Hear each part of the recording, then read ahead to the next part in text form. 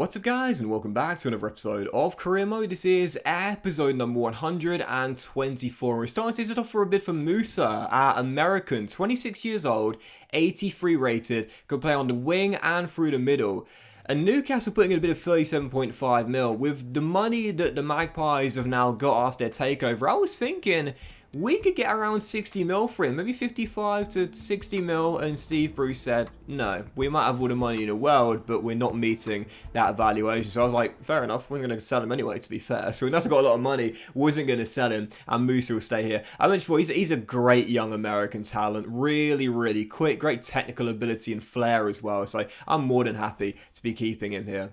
So on deadline day, with just over 50 mil in the budget, I didn't really know what to do. I revealed in the last episode that the target I had moved on to Everton. I wanted to bring Ivan Toney back. Unfortunately, it was going to happen. And we had two bids for our great Spaniards, Mikel Merino from Paris Saint-Germain and Ferran Torres as well. We rejected both of the bids though. They've both been regular starts in this team and they're going nowhere. So as deadline day came down to the final hour, I was thinking, well, I've got 50 mil in the budget, but I haven't bought a single player. So I thought, do you know what? I'm going to go buy one. I thought this team has got so much quality in the first team and a lot of depth as well. But the only thing I can think of that we're missing right now is probably a backup left back. Now, obviously, we signed Fran Garcia in the summer, but we don't have a backup. We had Andy Robertson, we had Luke Shaw, we let them both go. So I thought, why not bring in a backup for Fran Garcia? We don't really need one, but just in case he goes down. The one I really wanted was Alex Centelles at Rayo Vallecano, 29 years old, 85-year-old, but unfortunately, our Madrid rivals were not prepared to let him go, probably especially to us, to be fair. However, Angelino and Sergio Reguilon were the other two I was thinking of, and as we know, Reguilon came through the Real Madrid Academy. I wouldn't have minded bringing him back to the Bernabeu, but in the end, I opted for the highest rated left back I had on my shortlist. I thought I'd just have enough money to pull off the deal, and whilst he's 32 years old, he's 86 overall. So as a dressing room leader, as a vet, welcome to the Bernabeu, Angelino. You know, for some reason, I thought this guy came through the Barcelona Academy. In fact, I think I might have said it in a previous episode. I thought this guy, for some reason, came through the Barca Academy. He's never set foot in a new camp in his life, I don't think, or certainly not as a Barcelona player, but even so, he came through the Man City Academy, obviously moved on to RB Leipzig. It was a bit of a weird saga of Angelino. He sort of was a Man City player, then he wasn't, then he was again, and now he's not. But even so, Angelino is in for 52.5 mil, and again, despite the fact he is now 32 years old, at 86 overall, he's got class first team quality. He's not going to decline in the first season, I certainly don't think so. And the question is whether I start him ahead of Fran Garcia. I'm not entirely sure because I really like Garcia. In fact, Fran Garcia this season has been crucially and criminally underrated as part of our back four. And one of the big reasons why we've got the best defensive record in the division. So despite signing the highest rated Spanish left back in Angelino, I think I might keep Fran Garcia out there because I really like him. Even so, Angelino is in, and at 86 overall, it's not a bad backup to have. So as deadline day would end, I wanted to run you through my squad. This is what we've got to play with until the end of the season. But you know, one thing I really like about it is we've done all three things the board asked for us at the start of the summer window. Now, what did they say? They wanted a Galactico. Well, in the end, we bought about four of them, including Roberto Gutierrez, the new club captain and the star. They wanted our team to get younger, and despite the signing of Angelino at 32, our team's gotten far younger, especially with those free agent Spaniards. And what else did they want? A Spanish core. Well, we've got 30 players in this team now. We've improved and increased the squad depth, and 20 of them are Spanish. That's right, 2/3 of our team are now Spanish. A much higher percentage of Spanish homegrown players here at the Bernabeu now. And I really love that as well. We've given Real Madrid their identity back. And I love how this team is looking after two transfer windows. So for the first game of today's episode, this was the big one. I could not wait. Now, we just beat them as I picked up my first El Clasico win as Real Madrid manager in La Liga. But this is the cup, this is the quarterfinal, and this is the new camp. I could not wait for this. We beat Eibar, we beat Levante very comfortably, but this was going to be a different test. Barcelona away.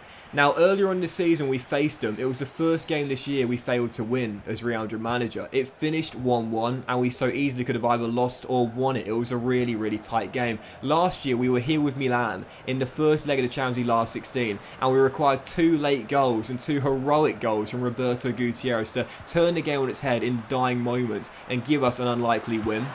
And this is just not a ground where I feel comfortable going to. 3 minutes into the game and directly from kickoff.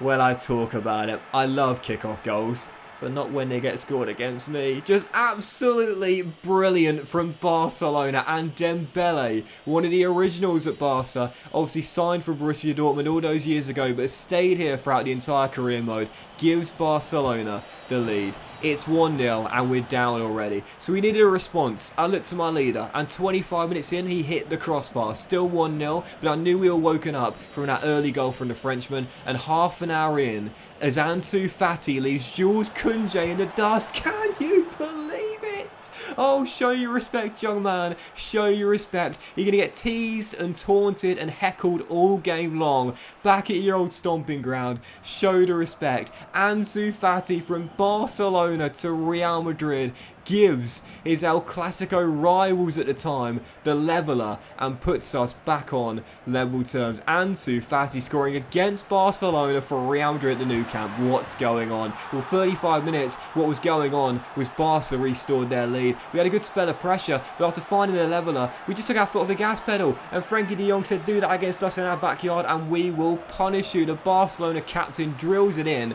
and they restore the lead and make it 2-1. And to be fair, whilst we had a good spell of possession in the first half, Barca have been a better team, and 52 minutes in, well, this was unfortunate, but talk about taking one for the team. Samuel makes a great save from the rebound. It's certain to be a goal, but I tell you what, this is absolutely brilliant from Montez, our 4th choice centre-half, who I bought off the bench for Castaneda at the break, needing a different option and a giant at the back here as we were getting torn apart by Barca. That's taking one for the team. He got injured in the process and was forced off on the stretcher, but he saved a certain goal. That really was the definition of taking one for the team there. So still 2-1, and again, despite the fact we had been okay, Barca had been a better team. Another great save by Samuel kept us hanging on in there. Out of 8 minutes to go, I needed a hero. I needed a moment of magic. I needed something special. Oh, God, I was inches away. I was so close. And when that ball was in the sky, I remember saying, that's him. That is in from Roberto. Try as his might, but just couldn't get us the leveller. Ter Stegen backpedaling tips the ball onto the bar. Out of our final chances, through ball being overhit and collected by the German. That was that. Former teammates Roberto and Diogo Messina, who's moved on from Milan to Barca, congratulating one another, but it's commiserations for Real Madrid. Barcelona 2, Real Madrid 1. And our progress in the Copa del Rey is ended by our great El Clasico rivals. A De Jong midfield masterclass ensures Barca are through, and my objective this season has already been failed in February. Barca are in to the Final Four of the Copa del Rey, and Real Madrid's domestic double chance is gone. Real Madrid's treble chance is gone. And Montez, despite sacrificing his body to save a goal, couldn't help us find a leveller. Oh, I tell you, man, you know, again, some of you guys do ask me occasionally, do you still try those halfway line goals? I do, but I don't go very close anymore. I really struggle to get close to the goal of goals, but man, I thought that was in. I really did, and what a game it would have been to have finally got my first one in 7 years as well. Ter Stegen just about, the old man, tipping onto the bar there, but it's over, 2-1, and Florentino would have asked me to come into the boardroom the next morning and said, Docs, you're already on thin ice, and you've only been here for about 7 or 8 months.